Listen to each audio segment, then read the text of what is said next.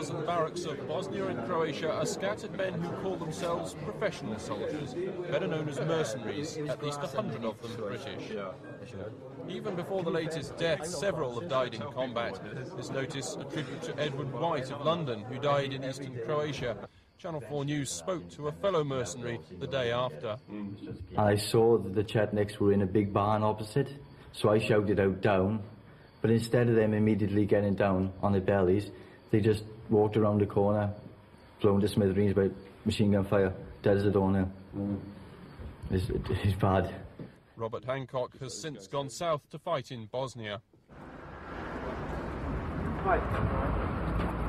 Mark. Go. Back in Britain, plenty more would-be mercenaries are waiting. In the West Midlands, Bob Stevenson leads a platoon of 20 or so men. He's already fought twice in Bosnia. My friend with other horse fires at T-55. It misses and goes between tank and building, killing crew and many other people who were sitting behind tank. I reload and fire missile. Hits and destroys tank. A good day's shooting, if I say so myself. At home, he regales two recruits with his journal of previous Bosnian exploits. I am sure today's results will boost morale all round, as it is long overdue. My background is 14 years in the army, but the experiences basically comes from all of the guys in the group, and if you put all their experiences background within the army together, then you have a very lethal or a good crack unit. Sam, a former bouncer from Telford, believes he has the training Bosnia's Muslims are looking for. As a professional soldier, I served 5.5 years in the 1st Battalion Grenadier Guards. I could give a positive output to the Bosnian soldiers. I could learn them my trades, which I was trained as a long-range sniper. I could learn troops to be as good as a British soldier. And so we was doing some good for the underdogs. His colleague, Gary, has already fought in Bosnia and now wants to go back. Basically, I was an infantryman, done some coast protection, done several tours, Northern Ireland, the Middle East. So I'd already seen action. It can be upsetting, but if you're a professional soldier, you just switch off from that and you just do your job. But the unit's last tour of duty was less than successful. Their passports are stamped with deportation orders served when Croatian anti-terrorist police arrested them all after just 3 days in Zagreb. We all got pulled up on a technicality of not having stamping passport within 48 hours at any police station.